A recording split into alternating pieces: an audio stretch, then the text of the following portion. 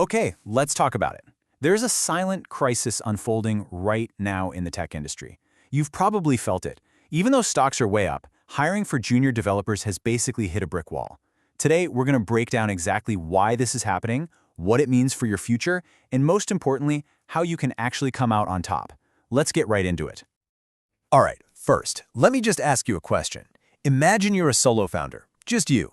Could you build a complete working clone of something like Uber? I mean, the back end, the front end, the whole shebang in a single weekend. Seriously, think about that. The databases, the matching algorithms, the actual mobile app. It sounds completely impossible, right?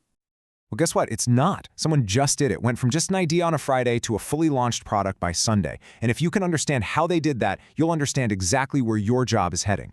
So let's take a look at this so-called impossible startup. And this isn't some hypothetical, this is real. A founder actually built an Uber for dog walkers app, and the timeline is what's truly mind-blowing. Okay, so day one, they built the entire back end. We're talking a Postgres database and a pretty complex matching algorithm. Day two, they just generated the whole React Native front end for the mobile app. And then on day three, they deployed it and launched the whole thing. A project that, let's be honest, would have taken a team 3 months and maybe $50,000 back in 2023, now takes a weekend and costs about $50 in API credits. So how is that even possible? Well, the answer comes down to a whole new class of tools. We're talking about stuff like Cognition Labs' Devin 2.0 and the new Workspace mode for GitHub Copilot. And look, these are not just fancy autocompletes. No way. They are a fundamental shift in how we build software. And that huge difference is this concept of an autonomous AI agent. This is the key piece you have to get. You don't ask it for a little code snippet, you give it a high-level task, like a ticket from Jira. It then goes into the code, figures out what needs to be done, writes the fix, creates the tests to make sure it didn't break anything, and then deploys it. All of it, without a human having to step in. And if you think this is just hype, let's look at the raw performance. On the SWE bench hard data set, and this is a benchmark for solving really difficult real-world engineering problems, Devin 2.0 passed 62% of the time. For comparison, the average human developer, only 48%. Just let that sink in for a second. The AI is now statistically better at solving these tough coding challenges than the average human engineer. So what does this actually mean for your day-to-day job? Well, it flips the entire workflow on its head. We're moving away from writing code and towards writing specs. You're going to stop manually typing out every single function and obsessing over syntax. Instead, you'll just describe the goal in plain English. You'll tell the AI, hey, build me a payment gateway that supports Stripe and PayPal, and make sure you handle all the error cases. The AI then generates the files, installs what it needs, and writes all the code in minutes. This quote right here really just gets to the heart of it. The big takeaway is this.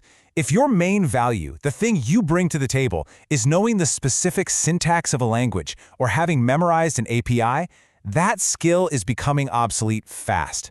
The AI has already memorized every piece of documentation ever written. That specific value you offered is dropping to zero.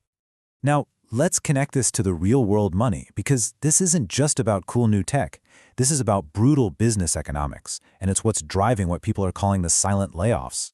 And by the way, this isn't new. Automation has been doing this for centuries, from weavers to factory workers. It just so happens that now the machines are coming for the coders. Let's just do some quick math. In the US, a junior developer costs a company, on average, about $120,000 a year once you factor in salary and benefits. And those numbers are pretty similar in places like Canada, the UK, and Australia. That's a huge investment for any business. Now compare that to the cost of an enterprise license for one of these new AI tools. It's about $12,000 a year. For any executive looking at a spreadsheet, the math is simple, and it's ruthless. You get a developer that works 24/7, never complains, never takes a coffee break, and costs 1/10 of a human graduate. And this all leads to a terrifying new efficiency ratio. A single senior developer, armed with these AI agents, can now produce the same amount of work as an entire 5-person team could just a couple of years ago. So companies aren't putting out big press releases about layoffs, they're just not replacing people who leave. That is the silent layoff. Okay, I know, that was the scary part. It sounds pretty grim. But panicking is not a strategy. The real question is, how do you adapt? So let's pivot from the problem to the solution. Here is your roadmap for how to not just survive, but actually thrive in this new world. It really breaks down into 3 core strategies. You need to shift your whole identity from a coder to an architect. You need to learn the brand new skill of AI orchestration, and you have to specialize in the weird problems that only humans are good at solving. Okay, first step, become the architect. Forget about memorizing syntax. Your value is now in high-level system design. You need to understand the big picture, how databases talk to caches, how load balancers spread traffic around. Your job is no longer to lay the bricks, it's to design the entire building and direct your team of AI bricklayers. Second, you have to master AI orchestration. This is a completely new skill. It means proving that you can manage a bunch of different AI agents and get them to work together on a complex project.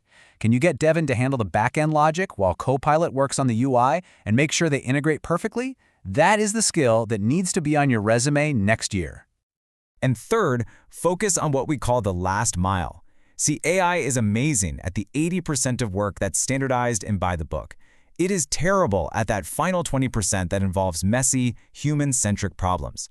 This means you specialize in complex user experience decisions or areas that require deep, specific industry knowledge that you can't just look up. You need to own the parts that can't be found in any documentation. So is this the end? Not exactly. A better way to think about it might be, it's the end of the beginning.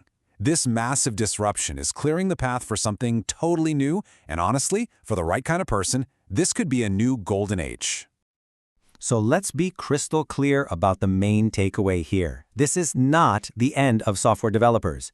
It is the end of the traditional junior developer role. The entry point to this whole industry is changing right under our feet. The simple tasks that used to be the training ground for new grads, yeah, those are now being automated. So think of it like this. The floor, that easy entry-level path, has been completely ripped out from under the industry. It's gone. But at the exact same time, the ceiling, what a single skilled person can create, has been raised higher than ever before. So the question for you is, are you ready to make that climb?